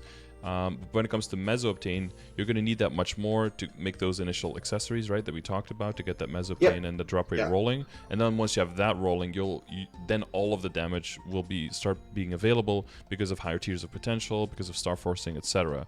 But if you lock in a little bit too early in boss damage, again, like it's probably what I would have done as well. But well, no, I wouldn't have rolled, But that's because I know the outcomes, and there's also a calculator for interoperability, so you can kind of see like what is the average chance that I get when I want to get. And the idea is that you use circulators first to get your buff duration, your 38% buff duration, but there's like different stages. So I think early on, if you get meso obtain and maybe some kind of drop rate on the second or third line, that's probably totally fine. Some classes really rely on attack speed, so they probably want to get it pretty early. But even for them, I would say it's okay to get used to a little bit lower level of attack speed, because a lot of that just comes down to being able to be more agile in boss fights. And if you are okay with a lower level of attack speed early on, you can still like move into that and get that added benefit later. But you can, benefit from having the meso obtain and drop rate early on, which allows you to get the drop rate faster, etc. Nodes. It all just comes down to increasing your node supply, basically. That makes sense. And then once the nodes are closer to max, when I do get it. Yeah. So I would just save up a whole bunch of honor experience and just hold for the longer term, and then kind of see if an event comes around. The next step will probably just throw some circulators on once you have the budget for it, and then just see if you roll into something nicer, and then you can hold that, and then maybe re-roll if there's an interoperability off. But other than that, I wouldn't touch the interoperability for quite a bit. Yeah, I was literally not going to touch it until there was 7 digits, probably. Yeah, that sounds like a good idea. Yeah. Okay. So where damage comes from, that's all way clear. We went through some of the systems kind of like sideways. Is there anything with Matrix, Legion, Link skills, like those things where you still had additional questions? No, I think those things were probably the clearest from watching you do other reviews. Like those ones were probably the things that were most clear in my mind. Mm-hmm. So when it comes to I guess we'll get to the equip specifically, right?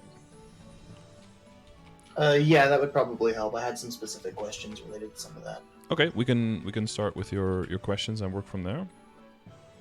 So my first question would be, at what point, or is there ever a point where I would see value in dropping from my Fixel lab into a real Fafnir so that I have more control over my potential? That is something that is an option.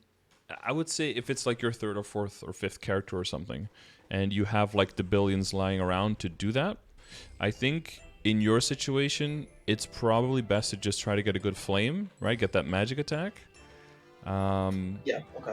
And then... Oh, right, you can flame these. Yeah, you can, because you can flame them. The other stuff is locked, which is, I think, is kind of a blessing and a curse, right? The blessing is, of course, that you get really good, like, for how much you spend, which is 0, you get an amazing deal. yeah, it's great for nothing, right? But there's like the intersection of the line of like how much you're willing to spend and how good it can get, and then the extra 30% boss damage from the set bonus. But I would say because of the higher base, and that makes your flame better as well, it's probably better to just put a flame on this and just and then work on everything else literally, and then probably your next weapon is just going to be like an arcane stuff probably. Okay. So Well, until that was then, easy. yeah, until then, I think you can safely kind of just, good flame and then just ignore this piece and work on everything else to try to fit the set with this. Because, again, you're trying to get to the point where you can rely on the drop in meso equips and still kill. So it's boost nodes, arcane symbols, and your weapon, secondary, and emblem being solid. If that's all solid and your other equips aren't like literal dog shit, then you can kill the monsters in your level quite easily, and your accessories can start just gaining all of that revenue and gaining all that income. And then once you get to the point where you're like, okay, now I want to make a big upgrade, now you have a pile of money to work with. And weapon-wise, I would say that's probably would be like an arcane weapon.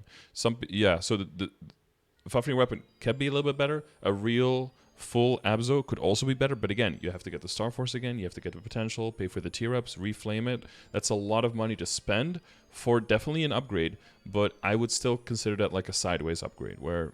Yeah, I mean, 17 stars alone is just out of my pay grade, so... Yeah, and if you can rely on something that is pretty close to it, but is free...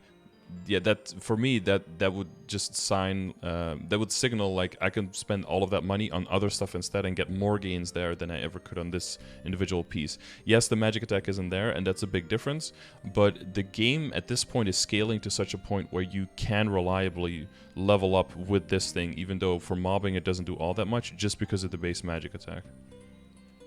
Because you see right now it's already at 357. I believe a tier 6 is like 90 something. So you're going like close to 460 magic attack, or 450 or something. So I should just like YOLO a couple flames onto it. Right now, there's not much to lose, right? You have 69 int. Are you familiar with flames and flame scores and all that? I'm familiar with it in so much as that like I understand the system and I know there's a calculator. I have yet to actually flame anything myself, but I've seen people flame, so I think I understand it. Yeah. So int is about like a 3-to-1 to magic attack. So that's about like 23 magic attack worth, I guess, in intellect on that. So if you use the calculator, you can see how high it can possibly get. Like a tier 6 on a powerful, and then you can use the cost calculator for that. On average, is very cheap. I believe it's something like, it'll say something like 12. Is it like 12 to 20 flames or something like that? Well, we can check weapon powerful. Just a tier 6 with nothing else. Okay, 23 to 34. So that like on average, that's not very bad at all, right? But a tier 6 on a stuff like this, when you have a base of 245, is 98. So since the current gives like quote unquote 23 worth, that's an extra 78 magic attack. That you could be getting. So like flame score wise, that's 234, which if you look at the progression grid and you look at the kind of flame score that you're usually looking for on items at this point, right? On advantage items is like like 50 or something. So that's like 4 to 5 items worth of flame score just by getting a slightly higher tier in the magic attack here. So disproportionately, that's going to be by far the best value that you can invest in, yeah. And maybe you have some Eternals, right, that you can buy maybe from some event shops or something. Right. And then that's one thing I didn't understand though. So for the different, like, I mean, I'm assuming they're just better, but the rainbow flames and stuff like that, do they just have a better chance of having like a higher tier, maximizing what they can do? Yeah, so you'll see that the tiers 3 to 7 are numbered here and these aren't. That's because on flame advantage items it cannot possibly go below 3. So 3 to 6 is the range for powerful flames and 4 to 7 is the range for Eternals. Okay, perfect. Okay. So it starts one higher and it ends one higher.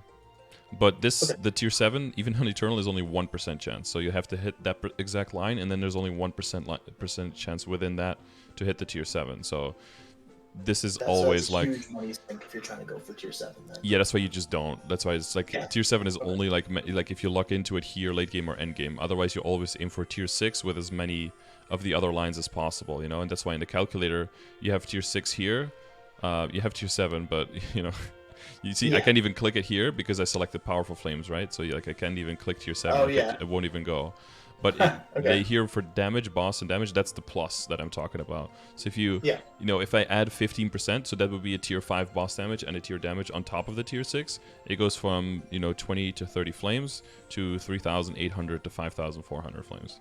That's like the RNG. Oh, yeah, so now you're looking at like a 50 bill flame instead of a 300 mil flame. That's the the magic of RNG. Yeah. So go for one of the outs and then move on, and then you can always circle back later. Yeah, that sounds right. Okay. And you were working on your secondary and your emblem, right? Maybe you had some question about that as well, so my secondary is at an I mean, I know I'm supposed to end up getting, I think it was the Cygnus shield for my secondary. Right now I still have the frozen book. Yeah, that's fine. But I've got 9% magic attack on it, so I was just kind of leaving it for now. That's a really good spot to be at, honestly. It's already kind of a miracle to get 9 on Epic, because there's a lot of junk lines, which you've probably noticed. Usually I have 6 and like 3 int or something like that. If you have 9% magic attack, that's absolutely perfect, and then you can just focus on Princess No and trying to get the sorry, not Princess No. That's for that's for all the other classes besides you almost. Yeah. But on normal Cygnus, I'm trying to get that shield. Any kind of drop rate there will be important though, because the drop rate isn't it's not free. Once you have drop rate, it's pretty free, but until you do. So maybe like a 10-minute like drop coupon, right, from the Legion shop, if you're doing some important bosses, and then kind of cluster them together, try to get the clears. Maybe go into the boss fight, wait until the boss is almost dead, pop the coupon to finish her off, make sure your holy symbol is on, maybe you get a drop rate familiar by then. All of those things together will help you. Make sure you level your smithing so you have 100% chance for the crafting.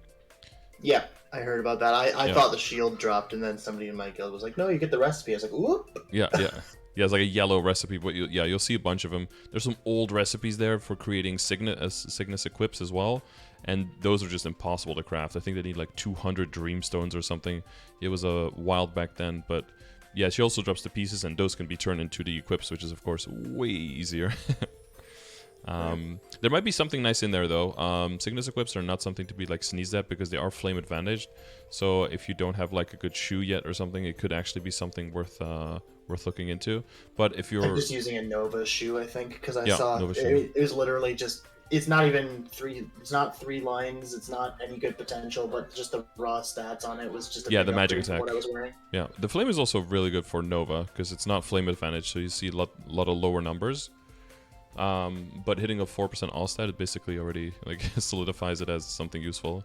Which is why I didn't bother keeping it. I was like, I don't think I'm keeping it, and it's already got 4% for me, so I'll just leave it. That's an unfortunate temporary pants flame. Yeah, it was pretty sweet. Yeah, that's the thing you dream of rolling on your eventual item, but of course you would get it on a temporary instead. C'est la vie. Yeah. It'll hurt when I lose it, but I have it till then. So. Yeah, you have it for a while though. Yeah, and that's the same thing, right? Same thing with the quote unquote like with the Fixal Lab. Same thing with this. It's like, yeah, you can get your real CRA pretty soon, but you don't want to start investing into it yet. You only want to do that if you know that it's going to be significantly stronger than this. And when is it going to be? When you are like not safeguard, star forcing it like to 15 and eventually to 17, right? That's when you know it's a significant upgrade for now. So until you're doing that, you just sit on your current, you have some intellect, maybe even throw some flames on the hat, just to get a little bit more value out of it. But other than that, you just sit on this stuff and you send everything towards making sure that and your emblem is also in a good spot. So everything goes towards midterm to getting the shield, and short term towards getting just accessories to legendary and getting that mezzo and that dropper. Basically, that's where just all your money needs to be going now, so that you can settle in there. Even when it comes to the Abzo, it's also okay to just hold on to, there's 2 main ways to go into your Abzo, right? Like if you're going into Abzo, your goal is just always to get it into 17 stars, right? Okay. So the main way that I would advise to do it is by getting level 150 pieces, so the fodder pieces that we call it, and then Star Force those up, probably after you get the drop and mezzo set, right? Because that's just where you want all your money to go. And then get the fodder, and it gives you some time to get fodder as well, so it works out nicely. Don't safeguard it, get it up to 15, and then sit on it until there's a 5, 10, 15, and then use that event to get it to 16, transfer it over, get that to 16 again, the Abzo, and then just safeguard the last star, and then boom, you have 17 star Abzo. That saves you about 500 to 600 mil per piece doing it that way versus safeguarding the Abzo itself, because otherwise you're going to need backups and have this if you don't safeguard. So that, and then that money can go towards the potential instead and get a better outcome and possibly the flames, right? Okay, that makes sense to me. So if you have this glove, it's 12 star and epic. You can still do it with this, right? Because if you can get your fodder piece to be epic, then you know all you're really losing is the 12 star you spent on it, which in the grand scheme of things isn't that much. It really wasn't. No. Yeah, but once people have like unique 14 star or something, or they have like legendary 12 star, now it's like ugh, because now you have to redo that potential, and then it starts not being worth. So then you might as well just Star Force and safeguard on the item itself. So I'm going to say like we caught this one early in that sense that you can still just move on to the other mechanic and not really lose anything. So yeah, well, it's far from my weakest piece of equipment, so like I wasn't even gonna really touch it. I did have a question about it, and that's that I have one of the coins, and after the week resets, I'll be able to get the second coin. Is it worth it dropping the Magnus shoulder to throw Abso shoulder on? Yeah, but like with the other one, you're probably not going to be equipping it until you're just like transferring into it anyway. It might be stronger by itself, but that's also because it doesn't have potential yet. But ideally, you're going to be relying on the set bonus, and a set bonus might actually make it better than the Abzo. Although you have the fake weapon and the glove, so now it's going to be a 3 set. Yeah, but you could probably maybe I'll play around with it. You could definitely buy it, but you can like see if it's a range increase or a decrease. If it's like barely a decrease with like a clean one, then you can just equip it and maybe give it like a little bit of potential and just leave it there. But it's probably going to be like pretty close, I think, because the base stats of of Abzo versus Royal Black Metal Shoulder isn't that much higher.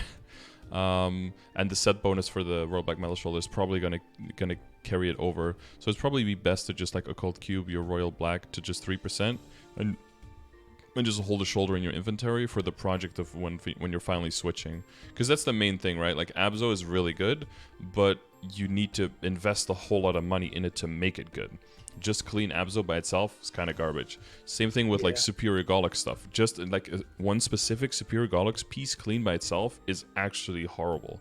But it's because of how far it can go in Star Force, and because how you can get there in a relatively safe way by transferring hammer stuff in there, and because of the set bonus that it's best in slot. And arguably best in slot because really, really late endgame people who go for like 7+ set pitched boss actually start having to do the math to see if it is actually still best in slot because of the critical damage that comes in with the set bonus and the sheer amount of stats with the high level items that can start coming in. But of course, that's so hard to do because of the chance of booming and failure and all of that.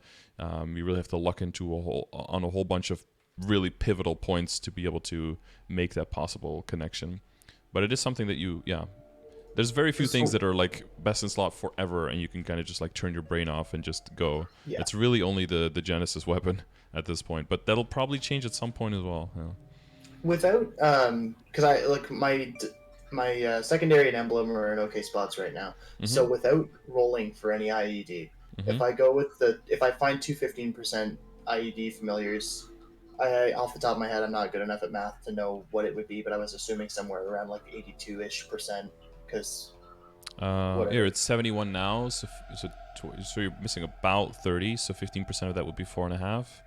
So you go to, and then you'd be at 55.5, 75.5, so you'd be missing 24.5, and 15% of that is about like 1.6, so it's about 4, so you'd end up like close to 80. So, without getting any on my WSE, that is on the lower end, yeah. Yeah. I'm just wondering if I would be able to end up getting to the point where I can like kind of push past my lower IED with other things in order to be able to 4-door and hard mag, because those are the only bosses that I really want to be able to do just for income right now.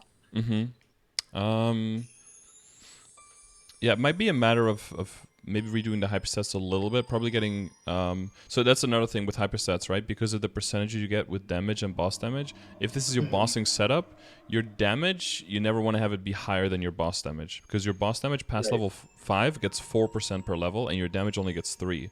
And when you're bossing, your damage and your boss damage just get added together. They're like the same stat. So and same thing with normal monster damage and damage when you're attacking normal damage in the same way. So you want them to be equal or boss damage to be higher. So just like redoing that a little bit, probably divesting from the intellect, prioritizing the IED, and then moving, you definitely want to move the Legion stuff away from the magic attack and the intellect in the middle and move it into IED as well. Oh, right, Legion. I can get a bunch of IED from Legion, too. So now it's 13%. But because of how IED works, bigger clumps are more efficient. Once you get to 4K, you'll be able to turn that 13%, or is it turning 2, 4, 6? Yeah, 13 clump into a 21 clump. That will be substantially better. And then for bossing, you can specifically have like enough critical rate, have that 21 IED, and then have enough, put the rest in critical damage just to apply that. And that'll already be critical damage or into buff duration, like depending on what your setup wants. Probably into critical damage, I think, because you do have access with unreliable memory, right? You have access to that second infinity, so that's probably going to be fine. And notice where your critical damage is at. Being able to add like 10% critical damage to that would be absolutely massive. Yeah, there's a lot of room to min-max for bossing just from where I'm at right now. Because now it's rather lazy. It's kind of spread. I'm using that for my easy bossing and for mobbing. You don't have to min-max as much because they're just dead anyway. But if you're going to the bosses where you can still practice and still get better, just more efficient with outputting your damage, the way we talked about like the binding and the timing of your infinity. But if on top of that you also just you get to rearrange your stats and get more efficiency out of that, definitely ID familiars and ID in your Legion you'll see a huge difference in damage output, specifically if you're going into Vellum, of course, because Vellum's base is the PDR is 200% versus the 3 doors only 100%. So your ID is going to be way more necessary there. So I only I know we're kind of running on time now. So the only other bigger question that I still had was just when it comes to getting 2-line main stat on the rest of my equipment, does that take priority before my accessories to legendary for all of that stuff? No. 2-line, I would say, is when you say 2-line, you typically mean 2-line legendary, right? I even just meant 9% on my epics. Yeah, 9% on epics is something that I do because I have like 300,000 occult cubes. 9% on epic is not something I would advise to a new person because the amount that you would need to go from 6 to 9 is prohibitively high.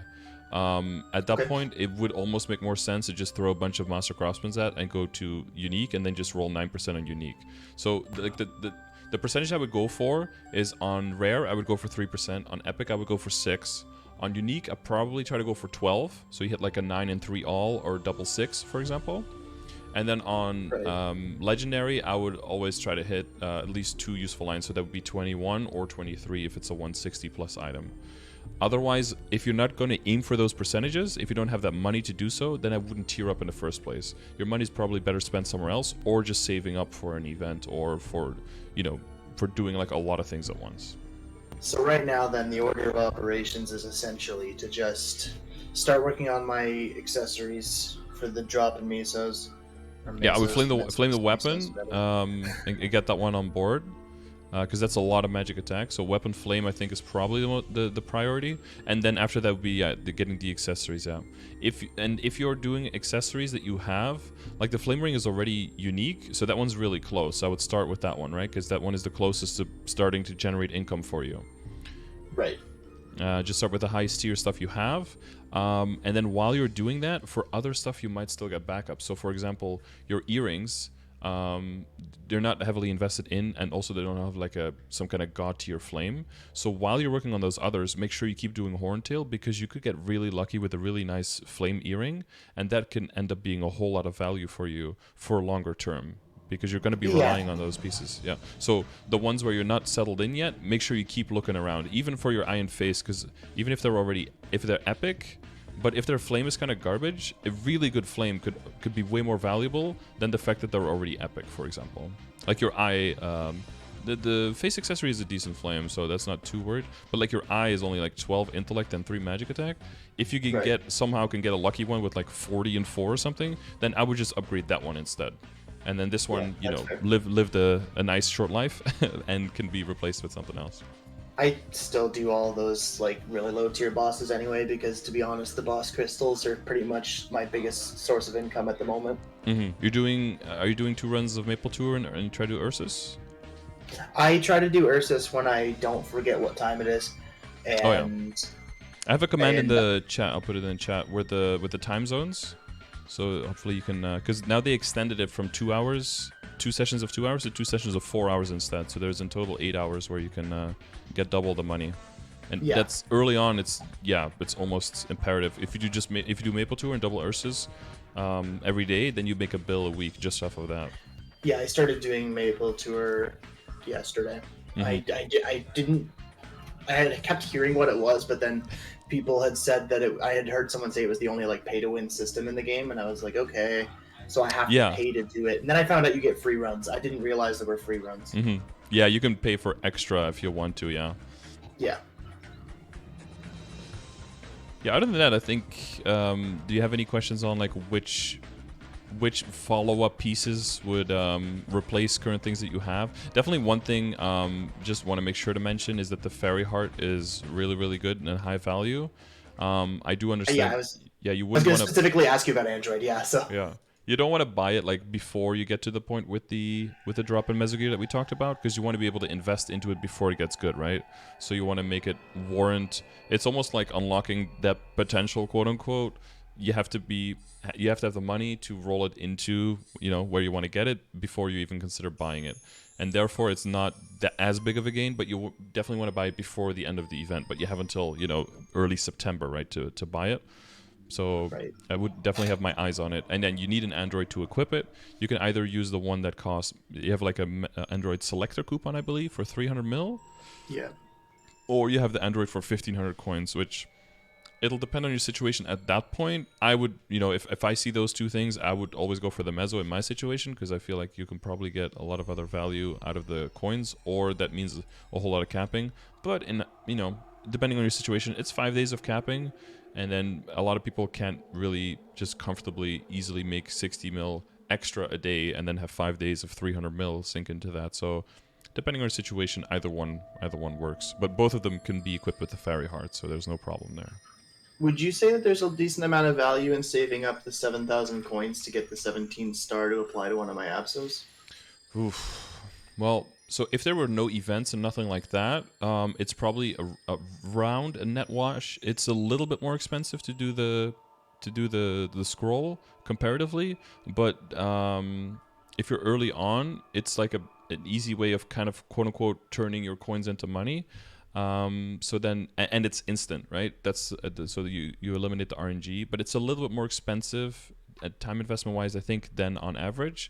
So if you're really going hard on the event and you have the coins for it, and the opportunity is there, and there's really no event, and you can go for it. If you do the steps though that I talked about, right, like getting the fodder 30% off to get up to 15, wait for 5 and 15 to sample over, then that's going to be less costly and more efficient financially. But it's not like there's 1 or 2 Abso pieces to do. There's at least 4 to do, right? So if you get 2 or 3 done and you have the coins, you might as well just slam the last one and get it over with. Yeah, well, I only ask because I think I'm generating coins on 3 to 4 characters. I don't necessarily remember to do it on all 4 every day, but I'm generating coins on a lot of different characters. Okay, yeah. And kind of just gradually building up. And I was debating on whether or not I was going to save up 7,000 on one of them for the scroll. I couldn't decide because it's like 30, 39, whatever. I don't even know how many days. I don't remember because the weekend coins you get more. And it doesn't matter, but it's a lot of days worth of coins. I think it's worth like 1.2 bill. So if you look at it in terms of like how much money can I make with my time, and how much, like how long is the capping, and how many capping is it, and then add all of that up together. You have the Sundays though, right? And Sundays are double. Yeah. So, if you calculate that in for yourself, you can kind of do the maths on like how valuable does this make sense for me or not? That's fair. Yeah, I think I was also overestimating how expensive it was on average to get to 17 stars. It's really just eliminating the RNG and just being able to slam it instantly. That's pretty alluring. yeah, sometimes you also don't know with stuff. I have to think about it a little bit, but sometimes those things are priced as well in respect to non-reboot instead, because they have different ways of upgrading, right? So sometimes items can just feel way too expensive for reboot, and sometimes they feel really cheap, but that's because a lot of times reboot is just an afterthought, and they're just priced on non-reboot levels of progression, basically. Okay, that makes sense. Okay, then, yeah, so as far as replacement equipment,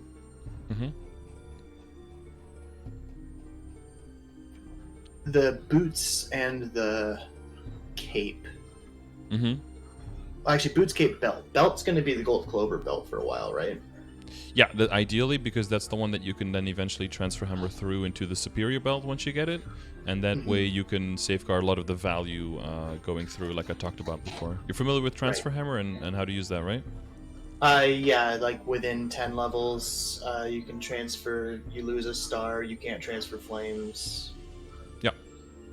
Yeah, that's the gist of it, yeah. So whenever you see an item that's like, you see level 80 belt, and it's a superior type item, right? So you're like, okay, this has no...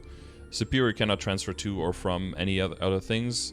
Plus, the superior stars are always way more expensive, so you immediately, and it doesn't... Well, it does have flame advantage, but like you immediately see like this is limited potential. Yeah. As a reboot player, because a lot of the money is just going to get sunk in. It's going to take disproportionate amount of money to upgrade, and it's not going anywhere after that. So that is a huge dissuader of investing into a piece like that. They're literally placeholders at the moment. Yeah. So that's why the ping beam belt's really nice. You get the set bonus, and you get flame advantage, and you get the transferring over into superior, so it's a perfect item for that. Plus, on top of that, it's also for fodder, it's excellent because it's highly scalable, because you can do normal ping beam and chaos ping beam, both can drop belts, so you can get a lot of backups easily, and that makes it a really good piece as well to get all the way to 21 stars and then transfer into 20 superior, for example, once you make that jump later. Okay. And for cape, would I want to save up once I get to that point for Tyrant Cape and hold on to that for a while? Yeah, so you actually don't have to save up for that, because the Tyrant Cape drops straight up from Hard Magnus at a pretty high rate. Oh, so okay. If you can kill him I think if you kill him 3 times, it's 100% that you have a cape. If you kill him once or twice, there's a very decent chance that you get a cape, yeah. And it has those crazy base stats, way more so than the Nova stuff. Like it starts with 30 base and I think 50 stat and 30 base weapon and magic attack, so it's instantly really, really good. For some people, flame advantage as well? Yes, and flame advantage, yeah. Well? Yeah. And for some people, it's even that good. And if you're progressing really quickly, some people even just like skip Abzo because of it. Because you would have to upgrade the Abzo cape so high, and the set bonus isn't as high peaked anymore, right? That all the 30% boss damage is on that last piece of the set. That if you just drop the cape, it might be so close that even switching from, if you get a really nice flame and a good potential on a Tyrant cape, going for the Abzo cape might even be a sideways upgrade, in the sense that you're better off saving there and just investing into other pieces. So, depending on how you get it, and how the flame goes and the potential goes, it might be even a longer piece that you keep all the way until either you go super high superior, super high Abzo, or you go even into Arcane. Okay, that makes sense. Yeah, and the other one was Shoe, is what you were asking? Yeah, I was wondering what I'm going to replace my my Nova Shoe here with. Yeah, so a Tyrant Shoe could be something that you save for and eventually get. That takes a lot of weeks though. Typically, you have an Abzo shoe before that point. Like I will get Tyrant shoes because I have so many characters, and I don't want to do the Abzo weeklies like at all. I'm just I'm just not doing them. So I will be doing HMAC for like a while, and then I'll just eventually just buy the shoes because it's a no-brainer and a huge upgrade and flame advantage, etc.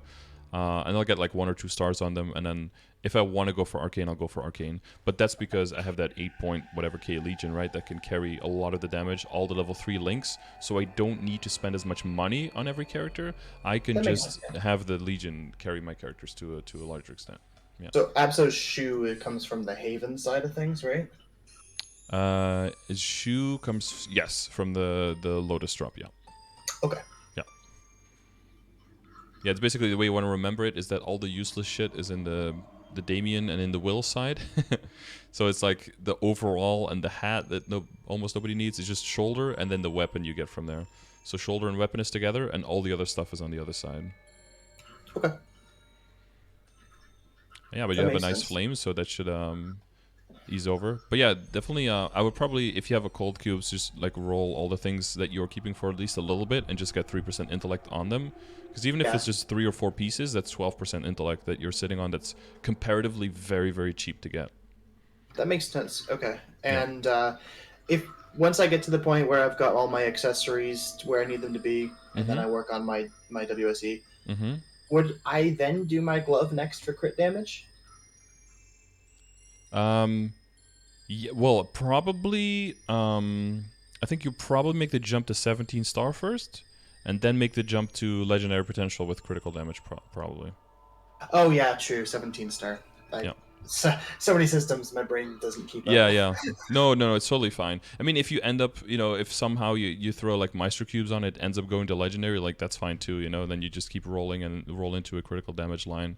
But just like, yeah, the critical damage is really good and like proportionally very good, but you'll get a lot of more critical damage with your Legion and your Lynx as well, and then your critical damage isn't going to look as low as it is now, so it's not going to feel as pressure to get to the critical damage on the glove.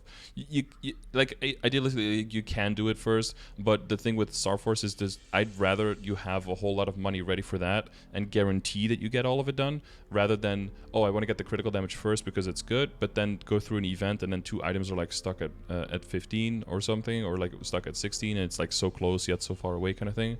It's good to like be able to strike it off the list, then work on the potential off event, and then just save up more money and then just do all of the potential afterwards, basically. Yeah. Okay, great. Yeah, perfect. Cool. Everything else makes sense. Well, yeah, just read up on.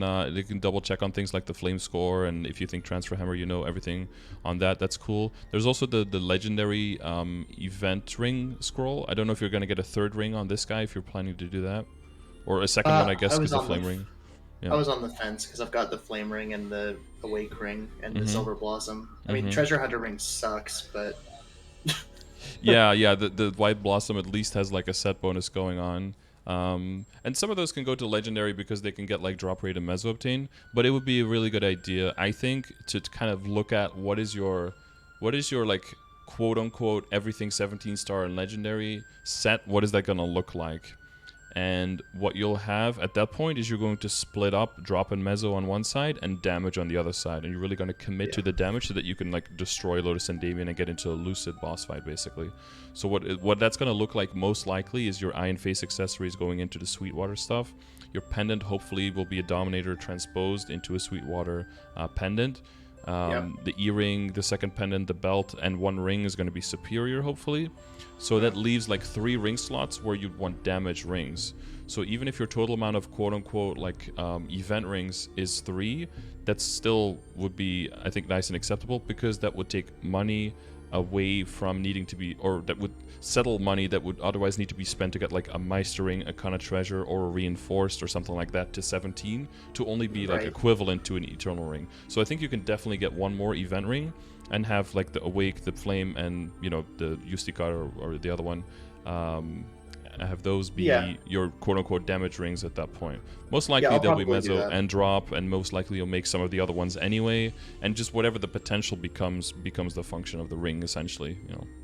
Yeah, I mean, I will end up, once I will be farming Pinot, hopefully to get some Kana treasures. But exactly, because you know that if you're going to go for drop or meso, you're going to hit like 21 int on unique or like 27% int on legendary, and then you just have to make another ring. That's going to happen inevitably. So yeah, I want to have at least 1 like backup ring. That way, if I happen to hit like a wicked damage ring, I don't feel like I have to roll it. yeah, because they'll just feel so bad if you have to like roll over that. Yeah, definitely. Okay.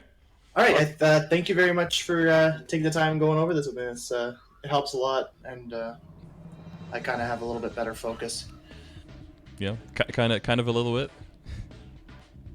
I tend to minimize when I speak. Yeah, so I'm a lot clearer on a game plan. Thank you. Yes, good, resolute. It's That's good. Just it's easy to get overwhelmed, and definitely. Like I said, I Oh, your push to talk, I think, got unpushed. Oh, he died. Hello? Mid-sentence internet death. No, he's still in Discord. Hello? Sorry, my cat stepped on the reset button. Oh, your cat. Dude, this cat, the source of all the problems. It came up saying, programs are opening that are preventing it from closing. Would you like to cancel? Yes, it would. I watched a lot of your other account reviews and stuff like that, but having it a little more personalized, directed at me, focus. Yeah, because there's so much. You need to be able to narrow it down, right? But yeah, that's what I hope we were able to do, that we narrowed it down for you. So you don't have to worry as much about everything that's going on. Plus the general knowledge of like where does the damage come from and what is the general priority of that. Whenever you see something or hear something, you'll be able to place it more easily and not need to worry about, oh, am I, you know, horribly missing out on something? Am I fucking something up? But it's more like, I get it. And I have these two things that I'm doing first. And then I can move it into, you know, the priority list. And also when an event comes around, look at like what is available in the shop, what is useful for me, and then have that prioritized with your existing dailies and not feel like you either have to do everything or just like ignore an event because you don't have time, you know? Yeah, for sure. And is this going to end up being on a video so I can come back and watch this? Yeah, I'll after the thing I'll just stop the recording and then upload it. And then you'll be able to watch it back on the YouTube channel. Yeah, because we go over a lot, of course. Maybe you took some notes, but of course I did. You can't remember absolutely everything that we talk about. So that's all right, great. Yeah, that'll be fine. Okay. All right, I'll go disappear back into your chat. Okay. Good. Thank you. Have a good one. Yeah, you're very welcome, and good luck with everything. Boop. All right. Yes, thank you, Discord. I had a great call. All right. Yeah. So if you learn something new from this session, I'm glad. Hopefully there's one or two things that you could pick up that you didn't know before. You know that I try to go over all of the commands that I mentioned as I was mentioning them so that you can see what the value is of all of these things. I have about 180 more of those than that I didn't open today, but if you need any of those commands, always be sure to check out the Twitch chat and you use exclamation mark and then whatever topic or exclamation mark info gives you a list of all of the available commands, and then you can use those in the chat or use a direct link through that. If you would like one of these sessions, make sure you check the description of the video. You can have a one-on-one session with me. You can have a short session just about equips. You can have a long session about your entire account like this one. And sometimes people just want to ask about certain boss fights or certain mechanics in the game, or you just want to chat in general about the state of the game and just kind of like a reminisce or just hang out. You can do whatever you want. It's your time. It's basically just a short time frame, long time frame, and then do whatever for you, what is good for you. Thank you to Zithis for the gifted sub. That was our progression sessioner of just now. Thank you. I saw Newt's command. Yeah, there's a lot of them. There's also some joke commands. The commands are highlighted with what type of command they are, whether they're like serious or not, so you can also kind of sift through it in that way.